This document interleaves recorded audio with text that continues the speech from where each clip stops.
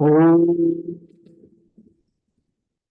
सहनाववतु सहनौ भुनक्तु सह वीर्यं करवावहै तेजस्विनावधूतमस्तु मा विद्विषावहै।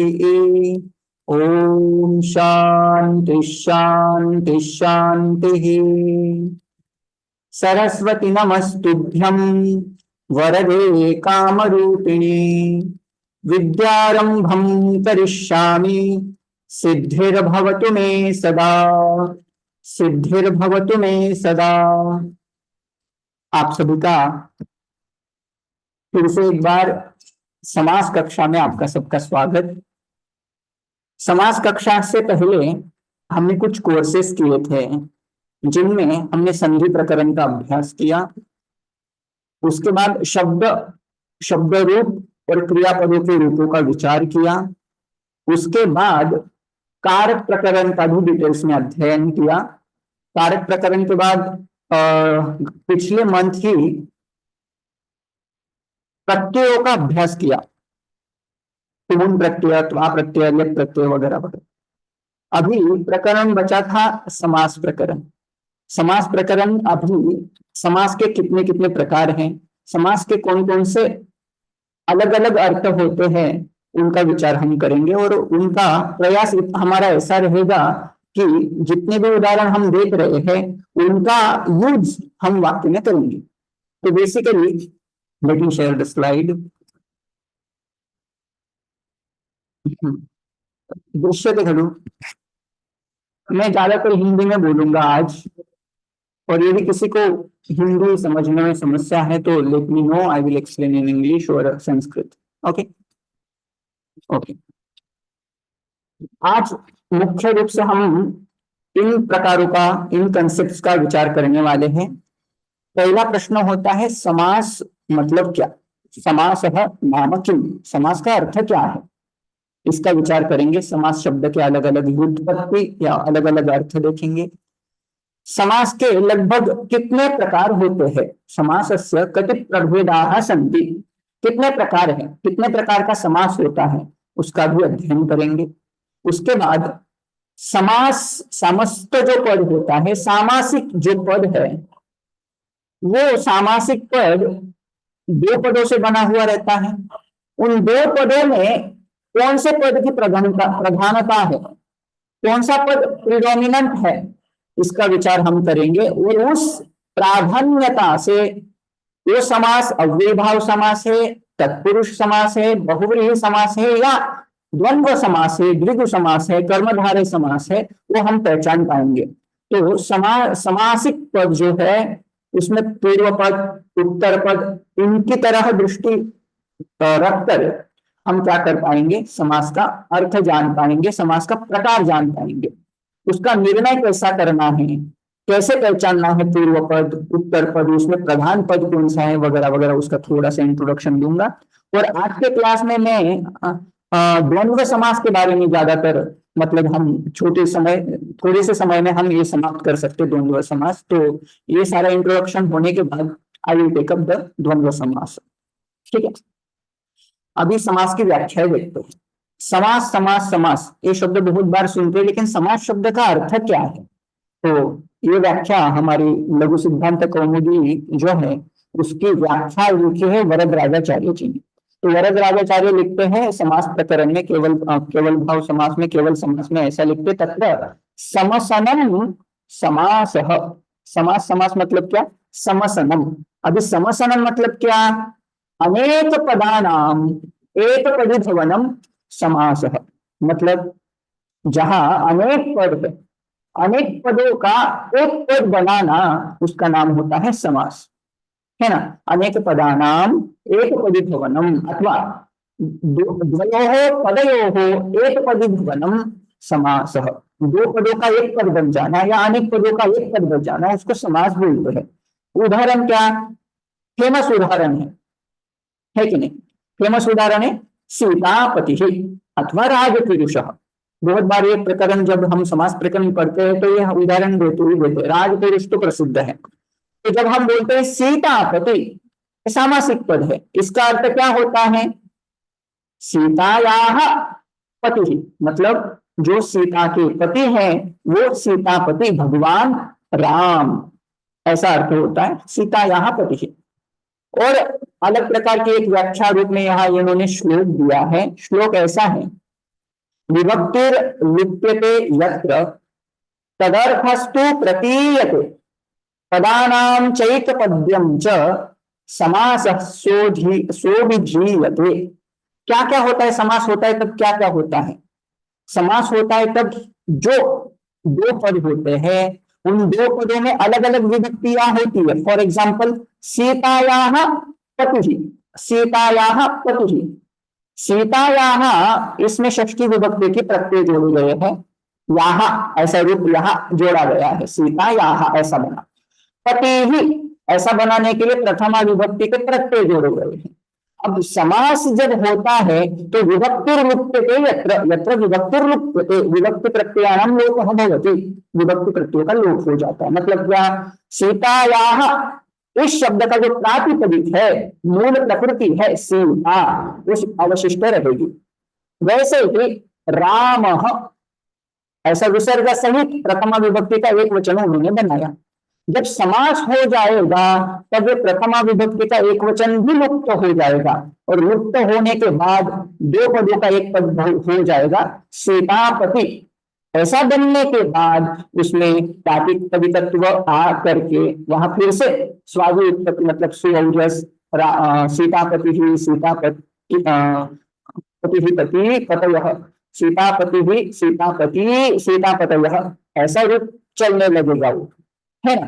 तो सबसे पहले जब समास होता है, समास दो पदों के बीच में होता है और समास होते समय विभक्ति प्रत्ययों का लोप हो जाता है, दोनों भी शब्दों के विभक्ति का प्रत्यय का लोप हो जाता है। लेकिन यद्यपि उनके प्रत्यय लुप्त होते हैं, जैसे कि सीतायाः, इसमें से षष्ठी प्रत्यय का लोप हो गया, लेकिन तद अर्थस्तु प्रतीयते, वो अर्थ वैसा का वैसा ही रहता है। सीतायाः मतलब सीता का, ऐसा अर्थ वहां रहेगा, यद्यपि सीता ऐसा रूप अवशिष्ट है ना। और क्या होता है? पदानाम च एक पद्यम च, पदानाम च एक पद्यम, अनेक पद हो या दो पद हो, कम से कम दो तो होने चाहिए, ये अनेक भी हो सकते, द्वंद्व आदि समास में अनेक पद होते हैं, तो उनका क्या हो जाता है? एक पदी पवनम, एक पद्यम बन जाता है, एक पद बन जाता है। फिर से सह समासः अभिधीयते, मतलब क्या क्या होता है? पहले विभक्ति प्रत्ययों का लोप हो जाता है समास करते समय, लेकिन अर्थ का लोप नहीं होगा। दूसरी बात, तीसरी बात, अनेक पदों का एक पद हो जाता है। कितना क्लियर है? और एक व्याख्या यहाँ दी है जो है समस्यते, मतलब एकीक्रियते प्रयोक्तृभिः इति समासः। यहाँ फिर से समसनम का अर्थ तो मैंने जो बताया, समास होना मतलब क्या होना? एक पद हो जाना, उसको क्या बोलेंगे हम? समास बोलेंगे। इस स्लाइड में यदि कुछ प्रश्न या कुछ डाउट वगैरह नहीं है तो I would like to move next slide. Okay, whenever you have a question you raise your hand and you let me know, right? Yes. Now समास के बारे में, समास करते समय कुछ नियम हमें याद रखने हैं। कौन कौन से? समासः सुबंतानां भवति न तु तिङन्तानाम्। अभी मैं दो कंसेप्ट आपको पहले बता देता हूँ। सुबंत, सुबंत ऐसा शब्द जब भी आएगा, सुबंत का अर्थ आपको करना है ऐसे शब्द जिनके अंत में विभक्ति के प्रत्यय लगे हैं, in the sense nouns which are endowed with suaujas, amaujas, etc. in the sense रामः, रामौ, रामाः, इसका मेन प्रातिपदिक जो है उसको हम प्रातिपदिक कहेंगे, उसकी जो मूल प्रकृति है उसको हम प्रातिपदिक कहेंगे, प्रकृति कहेंगे। और उस प्रकृति का यूज हम वाक्य में तब तक नहीं कर सकते जब तक उसको कुछ प्रत्यय जोड़े न जाए। जब तक राम शब्द का रामः अथवा रामम, रामेण वगैरह बन नहीं जाता तब तक हम उसका वाक्य में यूज नहीं कर सकते। तो वाक्य में यूज करने के लिए उसको कुछ प्रत्यय जोड़े जाते हैं। कौन से प्रत्यय? सुबंत प्रत्यय। सुबंत प्रत्यय जोड़ने के बाद राम शब्द का हम डिक्लेरेशन कर सकते हैं, जैसे रामः, रामौ, रामाः। तो सुबंत प्रत्यय उसको बोलते हैं, सुबंत उसको बोलते हैं। नाउन्स को चलने वाले नाउन्स को सुबंत बोलते हैं। ठीक है। और तिगंत मतलब क्या? तिगंत मतलब तिप्तस्जित, जो क्रियापद के अंत में जोड़े जाते हैं, जैसे कि पथ धातु है पथ, पथ के अंत में हम जोड़ते हैं ती, तह, अंति। उन ती, तह, अंति आदि प्रत्ययों का हम बोलते तिगंत प्रत्यय। तो मेन रूल याद रखने जैसा रूल क्या है कि समास करते समय समास हमेशा दो सुबंतों के बीच होगा। मतलब क्या? नाउन्स के बीच में समास होगा, शब्दों के बीच में समास होगा। इतना क्लियर? न तो तिगंताना मतलब क्रियापदों के बीच में समास नहीं होगा। पहला नियम एकदम सामान्य नियम है, याद रखना। समास करते समय दो शब्दों में माने दो नामों में समास होगा, संज्ञाओं में समास होगा, लेकिन क्रियापदों में समास नहीं होगा। लेकिन कुछ एक्सेप्शंस भी मिलते हैं, एक दो एक्सेप्शंस हैं, उनको छोड़ करके सामान्य नियम है समास हमेशा सुबंतों के बीच में होगा। एक्सेप्शन क्या है? उदाहरण देते हैं खादत मोदत, खादत मोदता। और यही हम ये रेयर यही आपको देखने को मिलेगा, क्रियापदों के बीच में समास आपको दिखेगा, लेकिन रेयर है, बहुत रेयर है। तो you even you can forget that. Okay, another one. Second rule I am going to explain now. समासः युगपत् साइमल्टेनियसली द्वयोः सुबन्तयोः भवति। मतलब क्या? समास हमेशा दो सुबंतों के बीच में, इन द सेंस दो नाउन्स के बीच में, दो शब्दों के बीच में होगा। और कदाचित द्वंद्वे तो युगपत् बहुनाम अपि पदानाम समासः भवति।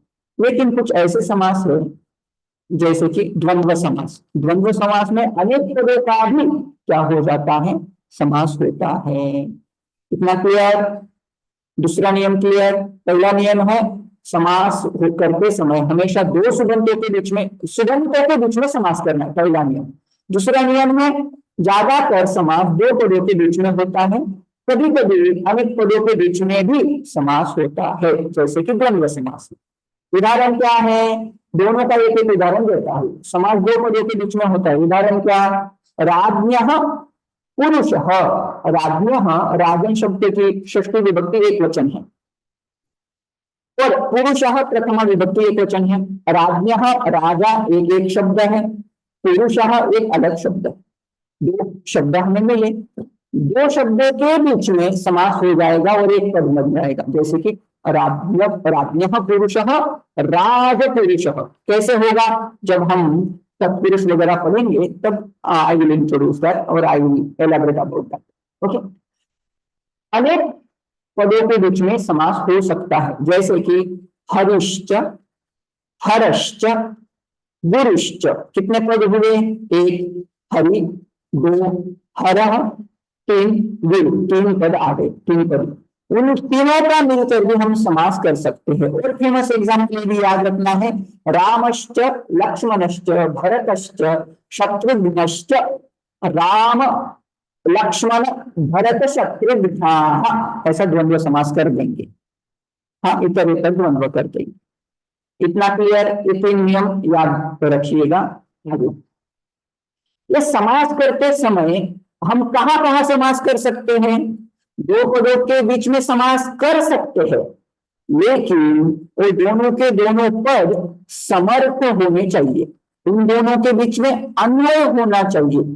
वो उनकी परस्पर योग्यता, सन्निधि, अन्वय होना चाहिए। उदाहरण देता हूं, एक विपरीत उदाहरण देता हूं जहां समास नहीं होता। हाँ, जैसे कि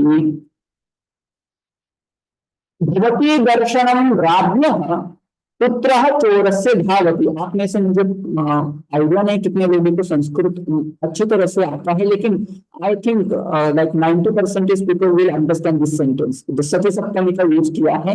और एक्चुअली राज्ञः पुरुषः, यहाँ हम समास कर सकते हैं क्या? ऐसी जिज्ञासा होने के बाद सेंटेंस ऐसा बताते हैं कि भवती दर्शनम राज्ञः पुत्रः चोरस्य धावति। यहाँ समास राज्ञः पुत्रः राजपुरुषः, ऐसा शब्द कर पाएंगे क्या, ऐसा समास कर पाएंगे क्या? तो नहीं कर पाएंगे। क्यों नहीं कर पाएंगे? क्योंकि दोनों के बीच में संनिधि नहीं है, इन द सेंस अन्वय नहीं है, योग्यता नहीं है। क्यों?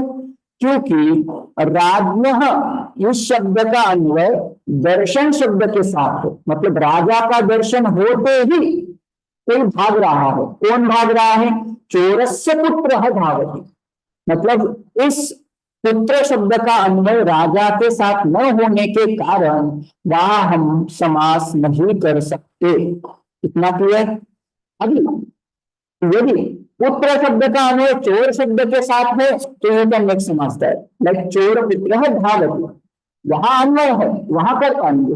यद्यपि राज्ञ पुत्र यह पास पास में दिख रहे हैं, लेकिन वहां योग्यता न होने के कारण या अन्वय न होने के कारण वहां समास नहीं होगा। इन दोनों के बीच में समास नहीं होगा। इतना क्लियर? तो बेसिक आइडिया क्या है?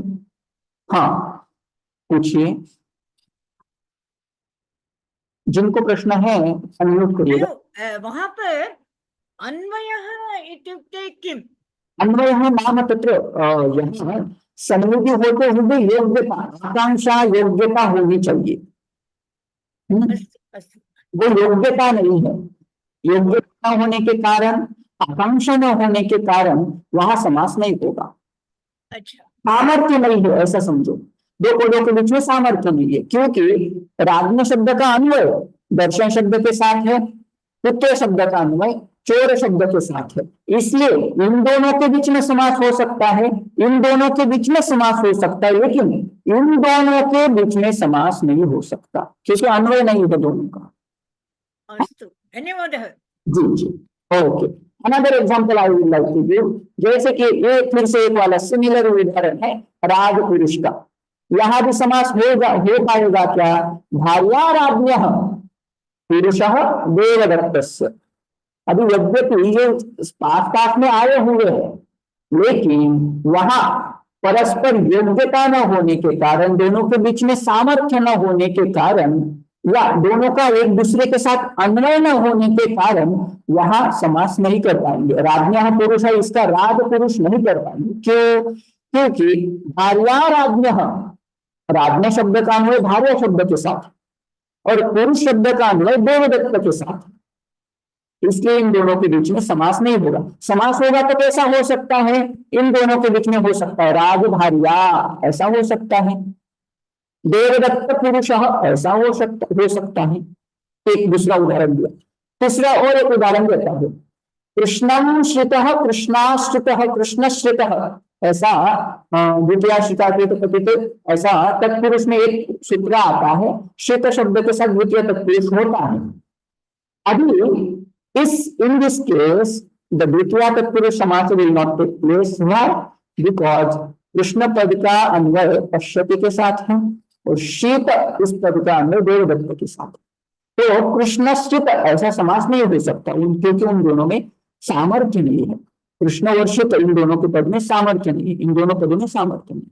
तो basically main idea is, you have to remember, if there is a Anvay, if there is a sannidhi, if there is a samarthya between two others, then you can do samasa. Otherwise you cannot. This is main idea. Okay, again it will be clearer after learning this samasa prakarana. You will have clarity about this. अभी समास, whether it is a अव्यय भाव, बहुव्रीहि, तत्पुरुष, द्वंद्व, कर्मधारय, ध्रुवी etcetera, how to identify समास, कैसे हमें समझना है वेदर इट इज अव्यय भाव और तत्पुरुष। तो थोड़ा सा एकदम मोटे मोटे आइडिया आपको बताता हूँ। राजदूत ऐसा शब्द है या राज पुरुष ऐसा शब्द है। अत्र यद्यपि एकम पदम दृश्यते तथापि पूर्वम पदम उत्तर पदम च अस्ति। मतलब क्या? यद्यपि राजदूत ऐसा शब्द एक ही शब्द दिख रहा है, लेकिन इस राजदूत पद में दो शब्द है। कौन से? राज्ञः, दूतः। राज्ञः एक पद हो गया, दूतः एक पद हो गया। अभी पहला वाला जो पद रहेगा ना समास में, उसको हम बोलेंगे पूर्व पद। इस पद का आप अभ्यास कर लीजिएगा। मैं हमेशा पूर्व पद यूज करूंगा अभी। हाँ, पूर्व पद मतलब पहला वाला पद, उत्तर पद मतलब दूसरा वाला पद। तो राजदूत, इसमें पहला पद है राजन अथवा राज, जो षष्ठी विभक्ति में यूज किया जाता है राज। दूसरे शब्द आपको पता ही है, तो ये दो शब्दों के शब्दों को मिला करके एक शब्द बन गया। अत्र राजकूट पदे कह प्रधान, पहला वाला पद प्रधान है या दूसरा वाला पद प्रधान है, कैसे पता चलेगा? पता चलने के लिए मैं आपको दो आइडिया देता हूँ। क्या क्या आइडिया? राजदूत शब्द के साथ आप क्या करिएगा? क्रियापद जोड़ दीजिएगा। कौन सा भी क्रियापद, जैसे कि राजदूत गच्छति, ऐसा क्रियापद आपने जोड़ दिया। अभी गच्छति शब्द का अन्वय किसके साथ है ये आपको ढूंढना है। मतलब जब मैं बोलता हूँ राजदूत गच्छति, ऐसा बोलने के बाद राजा जाता है या दूत जाता है? दूत जाता है। मतलब अभी इस राजदूत पद में कौन से पद की प्रधानता है? उत्तर पद की प्रधानता है। अभी जो भी उत्तर पद का उत्तर पद के अर्थ की यदि प्रधानता आपसे दिख रही है तो वो तत्पुरुष हो जाएगा। तो इंट्रोड्यूस whether that is पूर्व पद प्रधान, उत्तर पद प्रधान, पूर्व पद प्रधान होने वाला समास कौन सा है, उत्तर पद जिसमें प्रधान है या उत्तर पदार्थ प्रधान वाला समास कौन सा होता है, उसका नाम क्या, हम अगली स्लाइड में देखेंगे वो। So basically, first idea is if you see some samastha compound word, you have to add some kriyapada along with that. And after adding that kriyapada, you have to identify whether पूर्व पदस्य अर्थस्य प्रधानता अस्ति उत उत्तर पदस्य, पहले पद के अर्थ की प्रधानता है या उत्तर पद के अर्थ की प्रधानता है। जैसे कि राजदूत में हमें दूत इस पद की प्रधानता हमें दिखाई दी। अभी और एक मेथड है गुण, तो गुण वहां हमें ऐड कर देना है। जैसे कि जब मैं बोलता हूं राजदूत, तो राजदूत कैसा है ऐसा बोलता हूं तो सुंदर राजदूत, सुंदर राजदूत, तो वीर शूर राजदूत, अथवा मैंने वीर है, शूर है अथवा सुंदर है, ऐसा मैंने गुणवाचक शब्द या विशेषण उसको जोड़ दिया। अभी मैं यदि प्रश्न करता हूं कह सुंदर है, ऐसा प्रश्न करने के बाद पहला वाला पद प्रधान दिखता है, राजा प्रधान दिखता है या दूत प्रधान दिखता है? सुंदर, कौन सुंदर है? राजा सुंदर है या दूत सुंदर है? हमें आंसर मिल जाएगा दूत सुंदर है। मतलब कौन से पद की प्रधानता हो गई? उत्तर पद की प्रधानता हो गई, इसलिए तत्पुरुष कहलाएगा। ठीक है। अभी अलग अलग समासों में अलग अलग पदों की प्रधानता होती है। जैसे कि अभी समासों के प्रकार एक बार नाम से बता देता हूं, उसके बाद उनकी विशेषताएं उनकी व्याख्या बताता हूं। मुख्यत्वे समास के 5 प्रकार होते हैं। वो 5 प्रकार कैसे, मैं पहले बताता हूँ। पहला समास होता है केवल समास। केवल समास के आपको बहुत रेयर एग्जांपल्स मिलेंगे, जैसे कि भूतपूर्व, ये फेमस उदाहरण है उसका, अथवा वागर्थाविव, ये फेमस उदाहरण है उसका केवल समास का। ठीक है। केवल समास क्यों कहा गया इस समास को? क्योंकि बाकी सारे समासों को एक पर्टिकुलर नाम है, लेकिन इसको कुछ नाम भी नहीं है, इसलिए इसको केवल समास कहा गया। उसके बारे में ज्यादा अभ्यास नहीं करेंगे, बहुत रेयरली होता है, तो ये पहला समास काउंट कर सकते हैं। अभी विशेष समास में मुख्यत्वे 4 समास मुख्य होते हैं। कौन कौन सा? एक केवल भाव समास छोड़ दो, अभी केवल समास को छोड़ दो, ये पहला काउंट कर लो। दूसरा है अव्ययी भाव, अव्ययी भाव समास। ठीक है। अभी उसमें किसके अर्थ की प्रधानता होती है, उसमें क्या होता है, क्रम से बताऊंगा। दूसरा समास है तत्पुरुष, तीसरा समास है बहुव्रीहि, चौथा समास है द्वंद्व। ये 4 प्लस केवल समास सारे मिलकर के बन जाते हैं 5। फिर ऐसे भी कहा जाता है कि अव्ययी भाव, तत्पुरुष दूसरा, तत्पुरुष को भेद काउंट करके हम 6 प्रकार बता सकते हैं। जैसे कि अव्यय भाव पहला, तत्पुरुष दूसरा, कर्मधारय तीसरा, द्विगु चौथा, बहुव्रीहि 5वां, द्वंद्व 6वां। इसको किसी परंपरा में इसको काउंट नहीं करते, केवल समास को काउंट नहीं करते। इन 6 को अच्छी तरह से इसका यूज होता है, इसलिए इन 6 समासों को काउंट किया जाता है। अभी इनकी व्याख्या थोड़ा सा प्रकार, इतने हम क्या क्या प्रकार देखेंगे। अव्ययी भाव के लगभग 33 प्रायः 33 प्रकार होते हैं, लेकिन उनमें से यूजफुल ज्यादातर फ्रिक्वेंटली यूज होने वाले 12 होते हैं, उनका अभ्यास हम करेंगे। तत्पुरुष जो दूसरा समास है, उसके सामान्य तत्पुरुष 7 प्रकार का है विभक्ति के अनुसार। हाँ, द्वितीया, तृतीया, चतुर्थी, पंचमी, षष्ठी वगैरह वगैरह काउंट करके तत्पुरुष के 7 प्रकार बन जाते हैं। उसका भी कर्मधारय एक भेद है। कर्मधारय के दोनों पद में विशेषण विशेष रखा जाता है, भेदों में संख्या आ जाती है, और अलग अलग नए प्रवृत्त और भी कुछ प्रकार है उसके, वो भी हम जैसा समय मिलेगा वैसे देखेंगे। बहुव्रीहि समास देखेंगे, 2 प्रकार का है। सामान्य जैसे कि द्वितीय बहुव्रीहि, तृतीया बहुव्रीहि वगैरह वगैरह, ऐसे 6 प्रकार होते हैं। उनके अलावा भी विशेष समास बहुव्रीहि के होते हैं, वो देखेंगे। द्वंद्व समास जिसके 2 मुख्य प्रकार है, इतरेतर द्वंद्व और समाहार द्वंद्व। ये 2 मुख्य प्रकारों को हम इन 5 क्लास में देखने का प्रयास करेंगे। अभी थोड़ा सा इन व्याख्याओं के ऊपर जरा सा ध्यान दीजिएगा, इसके ऊपर आपका पूरा का पूरा समास प्रकरण चलने वाला है। तो बेसिकली अव्यय भाव को आइडेंटिफाई करना है। So how will we identify अव्यय भाव, उसकी व्याख्या है प्रायेण पूर्व पदार्थ प्रधान अव्ययी भाव। अव्ययी भाव मतलब क्या? जिस समास में पूर्व पद के अर्थ की प्रधानता होती है, ऐसे समास को हम क्या बोलते हैं? अव्ययी भाव समास होता है। और हाउ टू आइडेंटिफाई अव्ययी भाव?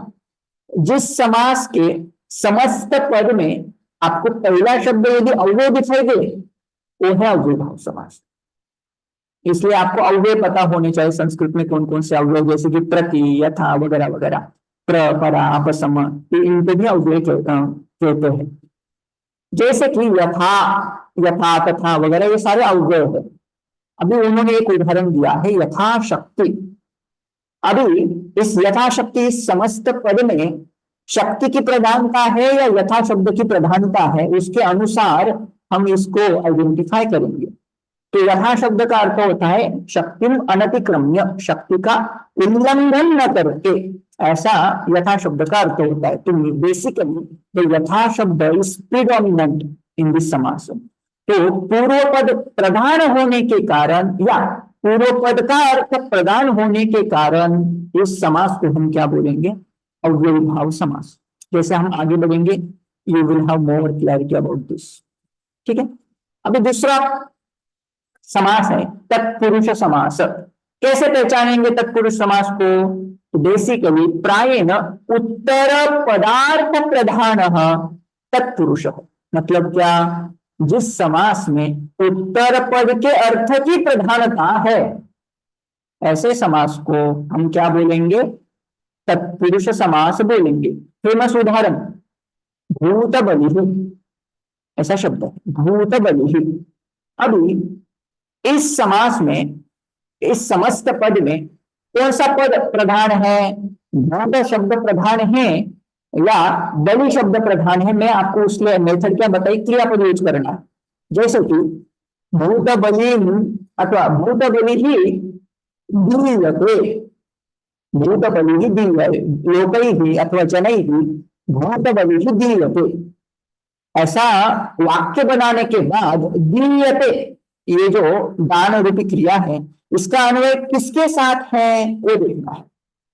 अभी जब मैं बोलता हूं देखो, लोगों के द्वारा दिया जाता है, क्या दिया जाता है? भूत दिया जाता है या बलि दिया जाता है? यहाँ बलि शब्द का अर्थ काटना वाटना वैसा वाला बलि नहीं था। वेदन पिंड, उसको हम बलि बोलते हैं। और वेदन पिंड यदि भूतों के लिए, पशु पक्षियों के लिए दिया जा रहा है, उसको बोलते हैं भूताय बलि, भूत बलि। ठीक है। मतलब प्राणी मात्राओं के लिए दिया गया जो ओजन का, मतलब तंदुल का या ओजन क्या बोलते हैं, राइस का जो पिंड है, लड्डू है, उसको हम भूत बलि बोलते हैं। जब मैं वाक्य बोल रहा हूँ भूत बलि ही दीयते, उस समय में भूतों को मतलब किसी पशु पक्षियों को नहीं दे रहा हूं, मैं उस लड्डू को दे रहा हूं, उस पिंड को दे रहा हूं। तो बेसिकली पिंड या बलि शब्द प्रधान है। और another example, simple example, राष्ट्रध्वजम Namami, राष्ट्रध्वजम Namami. ऐसा बोलते समय मैं राष्ट्र को नमन कर रहा हूं या ध्वज को नमन कर रहा हूं? बेसिकली हमारी मेन एक्शन जो है वो ध्वज को हम नमस्कार कर रहे हैं। जब मैं बोलता हूं अहम राष्ट्रध्वजम नमामि, मैं नमस्कार कर रहा हूं। जब मैं ऐसा बोलता हूं तो हम किसी और न देखते हुए सिर्फ आंखें बंद करके मैं नमस्कार थोड़ी ना करता हूं। मैं कहाँ देखता हूं? ध्वज की ओर देखता हूं और तब जाकर के मैं नमस्कार करता हूँ। राष्ट्रध्वजम नमामि मतलब इस पद में, राष्ट्रध्वज पद में मुख्य शब्द या कौन सा शब्द प्रधान है? ध्वज, ये शब्द प्रधान है। अभी उत्तर पद प्रधान होने के कारण या उत्तर पद का अर्थ प्रधान होने के कारण इस समास को मैं क्या बोलूंगा या आप क्या कहेंगे? तत्पुरुष समास कहेंगे। बेसिकली द सेकेंड पदम, उत्तर पदम इज इंपॉर्टेंट इन तत्पुरुष समास। दो समास क्लियर हुए। अभी तीसरे और बढ़ रहा हूं मैं। तीसरे का मतलब अभी तत्पुरुष का ही एक भेद होता है, कर्मधारय। वेरी सिंपल टू आइडेंटिफाई कर्मधारय, बहुत सिंपल है। कैसे? जिस समास में आपको विशेषण और विशेष्य पद मिल जाए, उपमान या उपमेय मिल जाए, उस समास को हम क्या बोलेंगे? कर्मधारय बोलेंगे। जैसे कि नील कमलम, कमलम है, कमलम तो विशेष्य पद है। कैसा कमल?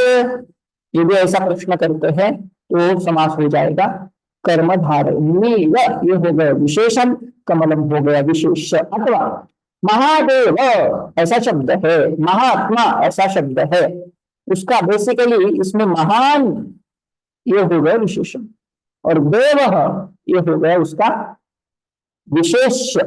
तो जिस समास में विशेषण प्लस विशेष्य स्पष्ट रूप से दिखाई देते हैं उस समास को हम क्या बोलेंगे? कर्मधारय समास कहेंगे। ठीक है।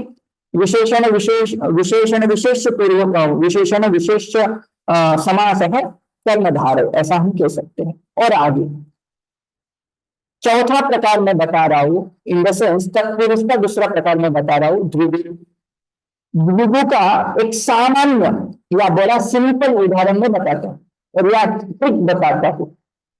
द्विगु समास में हमेशा पहला वाला जो पद रहता है ना, वो संख्यावाचक रहता है, संख्या पूर्व द्विगु, जिसमें पहला वाला पद मतलब संख्यावाचक है। लेकिन जिस समास में उत्तर पद की प्रधानता है उसको हम बोलेंगे द्विगु समास। हाँ, यहाँ कंफ्यूजन नहीं होना चाहिए, क्योंकि बहुव्रीहि समास में भी दशानन वगैरह शब्द आपको दिखाई देंगे। यहाँ संख्यावाचक है लेकिन वहां अन्य पद की प्रधानता होने के कारण वो कर्मधारय नहीं है। कर्मधारय में दो पॉइंट्स आपको याद रखने, कौन कौन से? उसमें पहला वाला पद संख्यावाचक रहेगा, दूसरा वाला पद प्रधान रहेगा। दूसरे वाले पद के अर्थ की प्रधानता रहेगी। उस समास को हम क्या बोलेंगे? द्विगु समास कहेंगे। जैसे कि त्रिभुवनम ऐसा पद है, त्रिभुवनम गच्छामि ऐसा यदि, नारदः त्रिभुवनम गच्छति ऐसा यदि वाक्य है। अभी नारद त्रिभुवन जाता है, मतलब वो कहाँ कहाँ जाते हैं नारद जी? नारद जी तीनों भुवनों में जाते हैं। तो बेसिकली त्रि इज अ संख्यावाचक शब्द, संख्यावाचक शब्द है। और भुवन, नारद भुवन जाते हैं मतलब actually he goes to the separate locus. तो भुवन पद की भी प्रधानता है, उत्तर पद की प्रधानता है, इसलिए इस समास को हम क्या बोलेंगे?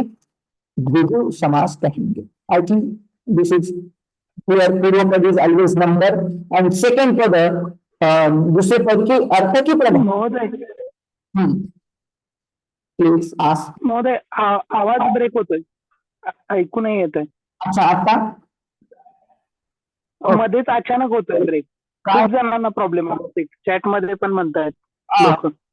सगळ्यांनी म्यूट करा, सगळ्यांनी सब म्यूट करिएगा अपना अपना, तो आपको अच्छी तरह से सुनाई देगा। सब म्यूट रहेगा। How can my voice is break? Okay fine, mute हो जाएगा सब। ओके, फिर से जो पॉइंट आपको समझ में नहीं आए वो कृपया मुझे पूछ लीजिएगा, समय समय पे पूछ लीजिएगा, ठीक है? ओके, अभी बहुव्रीहि समास को कैसे पहचानना है? बहुत सिंपल, जिसमें पहले पद की भी प्रधानता नहीं, उत्तर पद के मतलब दूसरे पद की भी प्रधानता नहीं, लेकिन जिसमें तीसरा ही पद प्रधान है, उसको क्या बोलेंगे हम? बहुव्रीहि समास कहेंगे। उदाहरण देता हूँ, पीताम्बरः। अभी देखिए, पीतम अंबरम यस्य सह पुरुषः पीताम्बरः विष्णुः, है ना। पीताम्बर शब्द मैं जब कहता हूँ, पीताम्बरः आगच्छति, पीताम्बरः आगच्छति, ऐसा मैं वाक्य बना रहा हूँ। आगच्छति मतलब कौन आता है? पीतम, पीला कलर आता है, या अंबरम माने वस्त्र आता है? पीला कलर भी नहीं आता, वह अंबरम मतलब वस्त्र भी नहीं आता, लेकिन पीले कलर वाला जो पुरुष है भगवान विष्णु, वो आता है। मतलब क्या हुआ? जिस समास में अन्य पद की ही प्रधानता है, पहले पद को भी एक्सक्लूड करो, दूसरे पद को भी इग्नोर करो, जिसमें अन्य पद की प्रधानता है, वो समास हो जाएगा बहुव्रीहि समास। अभी आपको कदाचित मैं ये प्रश्न अभी नहीं रखूंगा, क्योंकि कंफ्यूजन हो सकता है। यदि किसी के मन में यदि डाउट है, पीतम ये विशेषण है, अंबरम का ये विशेषण है, यदि ऐसा समास करते हैं जिसमें विशेषण विशेष है, उसको तो कर्मधारय कहना चाहिए, इसको आप बहुव्रीहि कैसे कह रहे हैं? So basically, idea is very clear that if you are making bahuvrihi, then you have to focus on gender. जब आपको पुल्लिंग में बहुव्रीहि समास करना है, तो आपका समास विग्रह रहेगा पीतम अंबरम यस्य सह, सह पीताम्बरः। लेकिन इसका ही आप कर्मधारय यदि कर रहे हो, तो वहां आपका विशेषण बन जाएगा पीतम अंबरम, पीताम्बरम, ऐसा समाज बनेगा। दोनों में बहुत अंतर है, एक में इंटरजेंडर आपको दिख रहा है, एक में आपको पुल्लिंग दिख रहा है। तो वो समास आप आगे जाकर के और क्लैरिटी उसमें आएगी। और जहां जहां आपको इसके बारे में कुछ प्रश्न है, बिल्कुल आप मुझे पूछ सकते हैं। अभी लास्ट वाला प्रकार मैं बताता हूँ, द्वंद्व। द्वंद्व किसको कहते हैं? अभी तक हमने देखा जिसमें पूर्व पदार्थ की प्रधानता होते हैं, पहले पद के अर्थ की प्रधानता होती है, या जिसमें पहला पद अव्यय रहता है, उसको अव्ययी भाव समास कहते हैं। दूसरा समास हमने देखा तत्पुरुष, जिसमें पूर्व पद की प्रधानता नहीं रहती, लेकिन दूसरे पद की उत्तर पद के अर्थ की प्रधानता रहती है, उसको तत्पुरुष बोलते हैं। अभी उसके जो भी प्रकार आएंगे, उनके प्रकारों में भी उत्तर पद की प्रधानता रहनी ही रहनी है। कर्म हो चाहे कर्मधारय हो चाहे द्विगु हो, उसमें उत्तर पद की प्रधानता रहेगी, क्योंकि वो तत्पुरुष पे भेद है।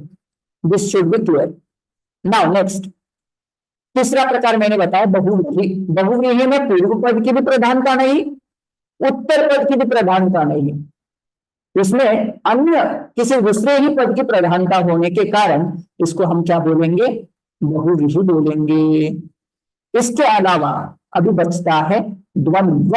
द्वंद्व में क्या होता है? द्वंद्व में पहले पद की भी प्रधानता होती है, दूसरे पद की भी प्रधानता होती है। जैसे कि रामकृष्णौ गच्छतः, गच्छतः जा रहे हैं, जाते हैं।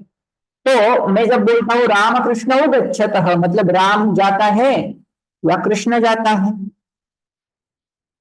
कौन कौन जाता है? राम भी जाता है, जितना राम जाता है उतना ही कृष्ण भी जाता है। मतलब पूर्व पद का जितना अर्थ प्रधान है, उतना ही अर्थ दूसरे पद का, कृष्ण पद का भी है। दोनों पद के अर्थों की प्रधानता होने के कारण इस समास को हम क्या बोलेंगे? उभय पदार्थ प्रधान द्वंद्व। अभी आपका मेन टास्क क्या रहेगा? जो कुछ भी समस्त पद, compound word you are finding, you are getting, you have to add kriyapad with that, and you have to try to understand whether first pada is pradhana or second padam is predominant, where all the padas are excluded and another pada is highlighted, or first pada is visheshana, next pada is vishesha, or first pada is sankhyavatyak, another pada is like that. You have to identify. Okay, So based on this idea, we are going to move further. इसमें यदि किसी को कुछ पूछना है, you can unmute your mic and you can ask questions. Otherwise, I will take next slide. Okay. Now, द्वंद्व समास. जी, अलापिनी जी.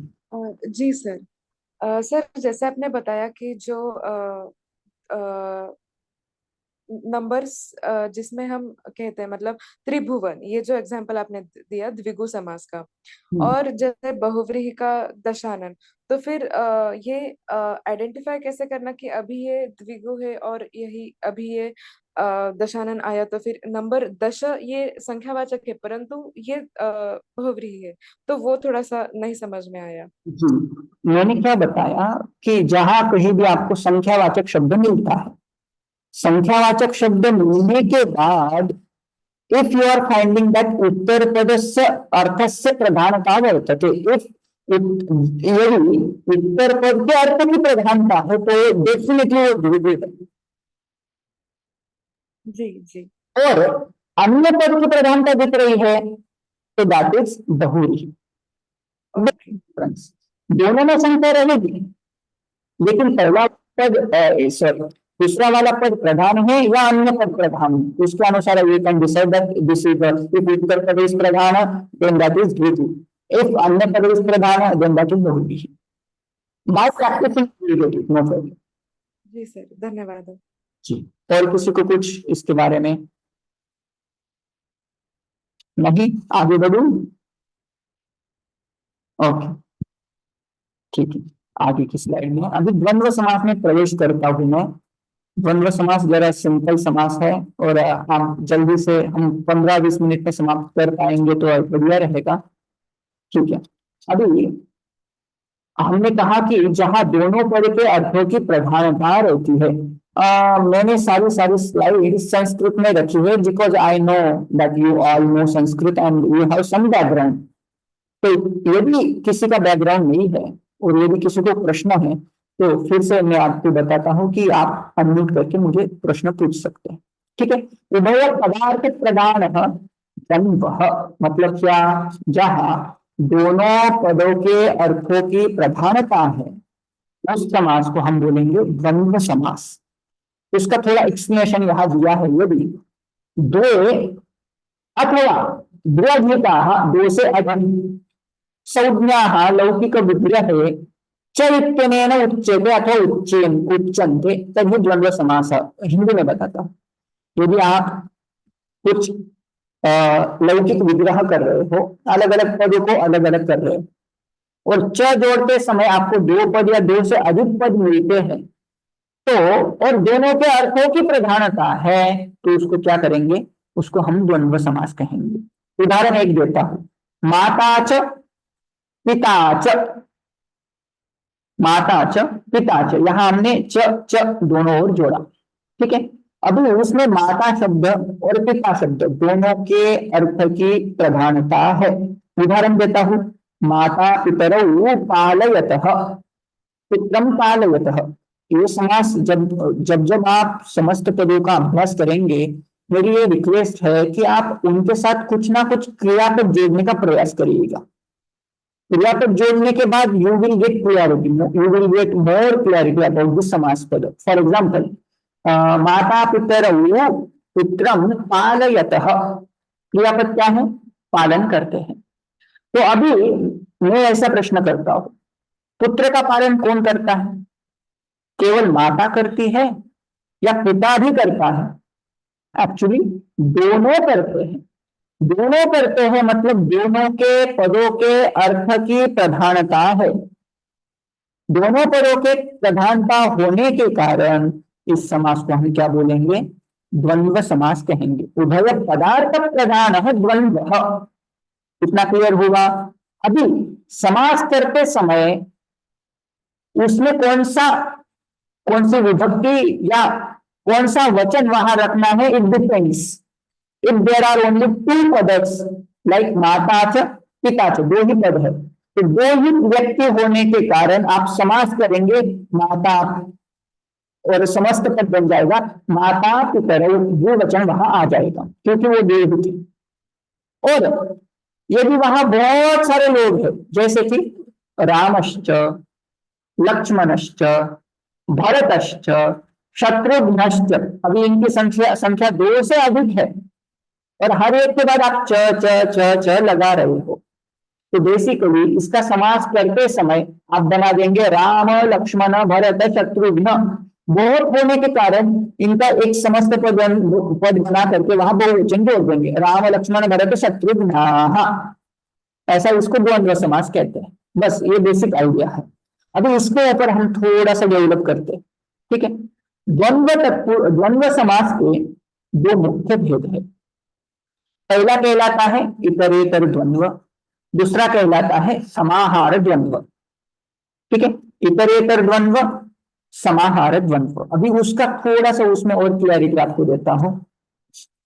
इतर इतर इतर इतर मतलब क्या, अलग अलग, ऐसा अर्थ होता है। भिन्न पद, जब भिन्न भिन्न पद एकत्र प्रयुज्यन्ते, तो मतलब जिसमें अलग अलग पद एकत्र जोड़े जाते हैं।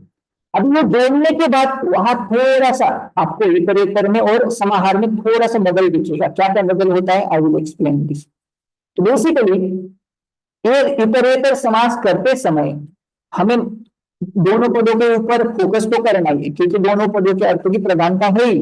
लेकिन समास करते समय जो लघु शब्द है, इन द सेंस जिस शब्द में कम से कम स्वर है, वो शब्द हम पहले रखेंगे, ठीक है। इनके उदाहरण देखेंगे, ये पहले आइडिया। दूसरा, समस्त पदम नित्यम द्विवचने अथवा बहुवचने भवति। इतरेतर में आपको you will find either dual और प्लूरल, द्विवचन या बहुवचन में ही इतरेतर मिलेगा। इतरेतर हमेशा हमेशा नहीं, हमेशा मतलब जब भी आप इतरेतर का उदाहरण देखेंगे, either it will be in dual or it will be in plural, it is for sure, not singular at all. समाहार सिंगुलर में होता है। तो बेसिक आइडिया, समस्त पदम, इतरेतर का समस्त पद हमेशा द्विवचन में आता है, नहीं तो बहुवचन में आता है। समस्त पदस्य लिंगम उत्तर पदानुगुणम भवति, मतलब अभी जब समास करेंगे उसमें उत्तर पद कौन सा है वो देखना है। उत्तर पद यदि पुल्लिंग में है तो पुल्लिंग सदृश शब्द चला करके उसमें आप क्या रखेंगे, उसका रूप रखेंगे। उसका अलग अलग उदाहरण देखते हैं। विग्रह प्रतिपदम प्रथमा विभक्ति योजनीय, जब इस समास का विग्रह आप करते हो तो हर एक पद के बाद आपको प्रथमा विभक्ति मतलब रखनी है। जैसे कि राम राम लक्ष्मण भरत शत्रुघ्न, ऐसा समास समस्त पद है, सामासिक पद है। उसका जब आप विग्रह करेंगे, विग्रह करते समय आपको प्रथमा विभक्ति का वचन लाना है। रामश्च, लक्ष्मणश्च, भरतश्च, शत्रुघ्नश्च। और बाद में यदि समास करेंगे तो वहां डायरेक्टली उन सबका विभक्तियों का लोप कर देंगे और बहुवचन यूज करेंगे, राम लक्ष्मण भरत शत्रुघ्न। ये आएगा क्लियर। विग्रह प्रतिपदम चकारः इति अव्ययम उपयोक्तव्यम, च आप रखेंगे विग्रह करते समय। समस्त पदम द्विवचने चेत प्रतिपदम एक वचनम, बहुवचने चेत प्रतिपदम अर्थानुगुणम। मतलब क्या, यदि आपको समस्त पद में द्विवचन डुअल दिख रहा है, राम लक्ष्मण, तो आप क्या करेंगे, प्रत्येक पद में आप एक वचन यूज करेंगे, रामश्च लक्ष्मणश्च, राम लक्ष्मण। लेकिन कदाचित बहुवचन में यदि बहुवचनांत शब्द आपको मिल रहा है, जैसे कि एक उदाहरण बताता हूं, बालकाः बालिकाः मनुष्याः च, बालकाः च बालिका च मनुष्याश्च। अभी इसका हम समास पद कर देंगे, बालक बालिका मनुष्याः, बालक बालिका तरुणाः, जो भी करना है, बहुवचन कर दिया। अभी इसको देख करके हम इसका विग्रह 2 प्रकार का कर सकते हैं। Either we can put in singular, if there is only one बालक, if there is only one बालिका and if there is only one तरुण, वन पर्सन, तो हम हर एक में सिंगुलर सिंगुलर भी जोड़ सकते हैं, जैसे कि बालकश्च, बालिकाच और तरुणश्च। लेकिन यदि बहुत सारे बालक हैं, बहुत सारे बालिका है, बहुत सारे तरुण हैं, तो इसका विग्रह हम बहुवचन में भी कर सकते हैं, बालकाः च बालिकाः च और तरुणाश्च, तो समस्त पद बन जाएगा बालक बालिका, बालक बालिका तरुणाः, ऐसा बन सकता है। और सिंगुलर वाले का भी ऐसी ही गति है। अभी देखो थोड़ा सा इसका अभ्यास करते हैं।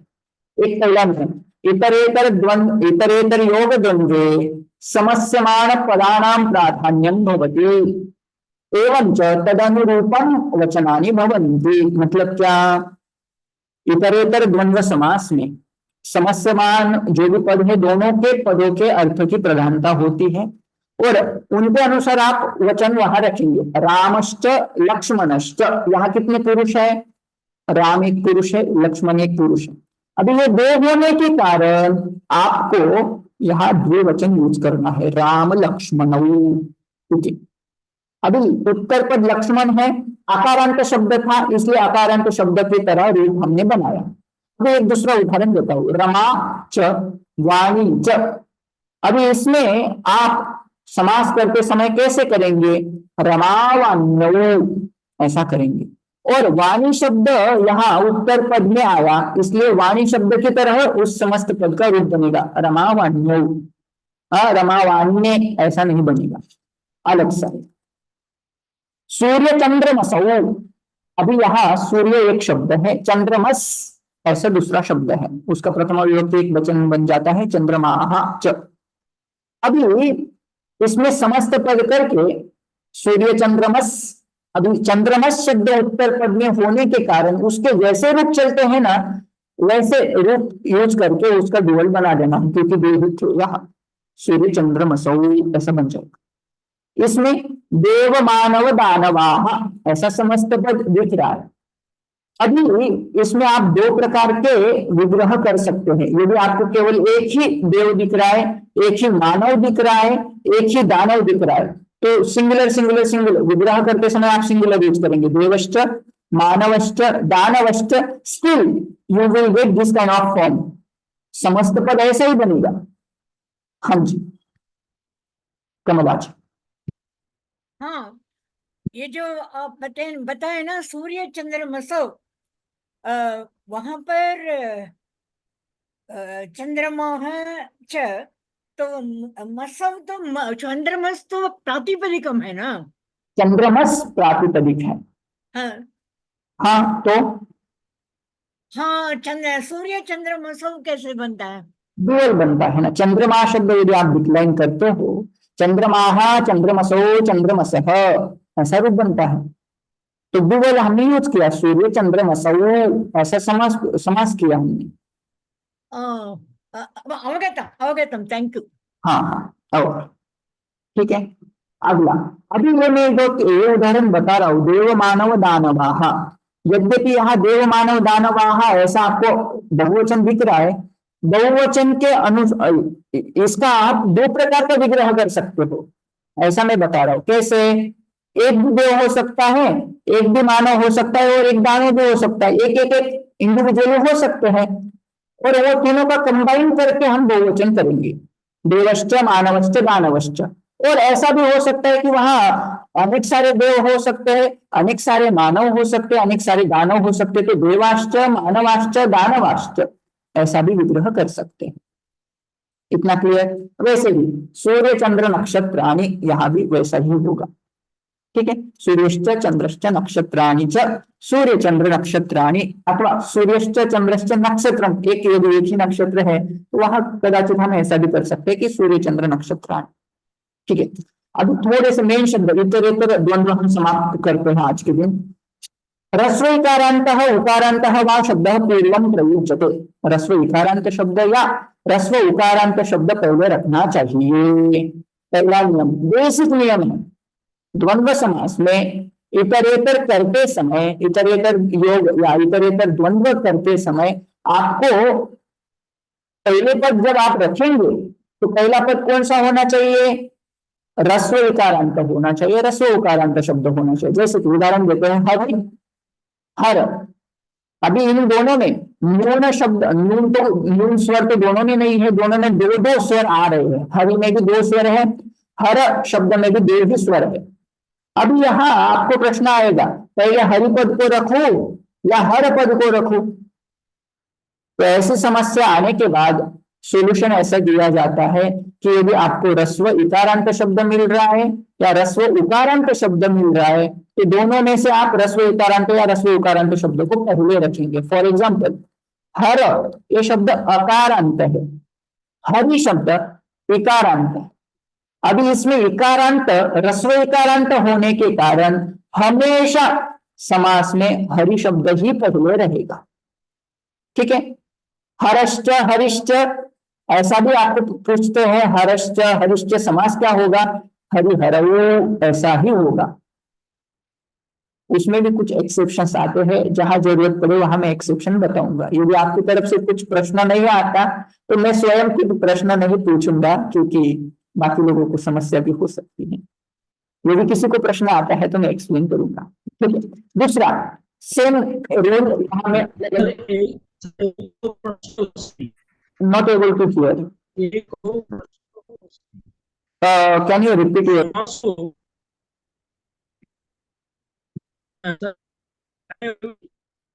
Okay, let me finish this because we have only 5 minutes. Then I will take a separate 5 or 10 minutes for your questions. Okay. Okay. Madhu, no. I will take another short time for you to answer your questions. Okay. भूत और मधु ऐसे दो शब्द है। अभी भूत शब्द, इसमें भी दो ही स्वर है, मधु शब्द में भी दो ही स्वर है, तो दोनों में से पहला पद कौन सा आएगा? बेसिकली इफ यू फाइंड रस्व इकारांत शब्द और इफ यू फाइंड रस्व उकारांत शब्द, you have to put in first case. तो मधु वेतम, मधुश्च, सॉरी मधुच वेतम च, मधु शब्द ही पहले आएगा और बन जाएगा मधु घृते। घृत शब्द नपुंसक लिंग होने के कारण वहां हमने द्विवचन डाल दिया, मधु घृते बना दिया, वनम वने, वैसे मधु घृते। ठीक है, और एक नियम, अल्प स्वर विशिष्ट शब्द है पूर्वम, शिव और केशव ऐसा शब्द है, शिव और केशव। अभी इसमें से पहला पद कौन सा आएगा? बहुत सिंपल रूल, क्या? रस्व, सॉरी, जिसमें कम से कम स्वर है ना, कम से कम स्वरों वाला पद हम पूर्व में रखेंगे। तो शिव, इसमें दो ही स्वर है, केशव, इसमें अलग बहुत तीन स्वर है, ज्यादा नहीं है, तीन। तो दो स्वरों वाला या तीन स्वरों वाला, तो सिंपल आंसर है जिसमें कम से कम स्वर है वो वाला पद पहले रख देंगे। तो शिव पद हमेशा पहले आएगा, शिवश्च केशवश्च शिव केशव। वैसा ही रामश्च लक्ष्मणश्च, राम शब्द पहले आएगा। इतना क्लियर? आगे और 3 रूल, ये थोड़ा सा सिंपल है, बहुत डिफिकल्ट नहीं है। और ऐसा शब्द मिल रहा है इंद्र और अग्नि, ऐसे 2 शब्द मिल रहे। अभी इनमें भी, इंद्र शब्द में भी 2 ही स्वर हैं, अग्नि शब्द में भी 2 स्वर हैं, तो यहाँ कौन सा पद पहले आएगा? आप बताओ, कौन सा पहला आना चाहिए? ये नियम मत पढ़ो, मैंने जो पहले वाले नियम बताए ना उनका अपवाद करता है ये नियम। मैंने पहला नियम ऐसा बताया, यदि आपको रस्व इकारांत स्वर मिल रहा है, रस्व उकारांत स्वर मिल रहा है, तो रस्व इकारांत उकारांत वाला पद पहले रहेगा। तो उस हिसाब से यहाँ कौन सा पद पहले होना चाहिए था? अग्नि पद पहले होना चाहिए था, लेकिन अपवाद, ये एक्सेप्शन कैसे बन जाता है? तीसरा नियम महत्वपूर्ण नियम है, यदि स्वरादि, स्वरादि मतलब जिसका आदि वर्ण स्वर से शुरू हो रहा है, जैसे कि इंद्र, इसमें भी स्वर है, अग्नि इसमें भी स्वर है, और ये दोनों स्वर है, लेकिन स्वरादि होते हुए जो आकारांत है वो पद पहले आएगा। अभी यद्यपि दोनों स्वरादि स्वर है, दोनों स्वरादि पद है, लेकिन उसमें स्वरांत आकारांत कौन सा है? इंद्र, ये आकारांत है, इसलिए इंद्र पद पहले रखा जाएगा। वैसे ही इंद्रश्च, यहाँ कौन सा आएगा पहले? इंद्र शब्द पहले आएगा, क्यों? स्वरादि है। इतना क्लियर? आगे, और ये बहुत दोनों चौथा और नियम बहुत सिंपल है। चौथा नियम ऐसा, भ्रातृषु ज्येष्ठ भ्राता पूर्वम प्रयुज्यते, मतलब वो जो भ्राता लोग है, बंधु लोग है, बंधु लोगों में जो बड़ा होता है ना, यद्यपि उसमें कम स्वर हो ज्यादा स्वर हो, वो स्वरों के बारे में यहाँ ज्यादा देखना नहीं है, जो बड़ा है उसको पहले रख देना है। जैसे कि भीम शब्द में 2 ही पद है, अर्जुन शब्द में 3 ही स्वर है, युधिष्ठिर शब्द में 4 स्वर है, तो क्रम से बेसिकली भीम, अर्जुन, युधिष्ठिर ऐसा होना चाहिए था, लेकिन हम ज्येष्ठ भ्राता होने के कारण युधिष्ठिर शब्द को भी पहले रख सकते हैं। इतना क्लियर? और श्रेष्ठ पूर्वम प्रयुज्यते, जो श्रेष्ठ व्यक्ति है उसमें ये ह्रस्व आकारांत इकारांत वाले नियम यहाँ अप्लाई नहीं करेंगे। वहां डायरेक्टली जो भी श्रेष्ठ व्यक्ति है उसको पहले रख देना है, जैसे कि गुरु और शिष्य। इसमें आपको whether that is ending with it is starting with swara, whether it is ending with swara, it doesn't matter, जो श्रेष्ठ व्यक्ति है उसको पहले रख देना। बस इसको ही हम क्या बोलते हैं, उत्तरेतर द्वंद्व इसको कहते हैं। I think today this much is sufficient. Tomorrow we will start with समाहार, then if time permits I will take the another samas. Now let me do Purnamadah, then I will do 5 minutes to do question and answer. महोदय, I will finish this, then you can ask me questions. Okay. ओम पूर्णमदः पूर्णमिदं पूर्णात् पूर्णमुदच्यते पूर्णस्य पूर्णमादाय पूर्णमेवावशिष्यते। ओम शांति शांति शांति। हरि ओम श्री गुरुभ्यो नमः। हरि ओम।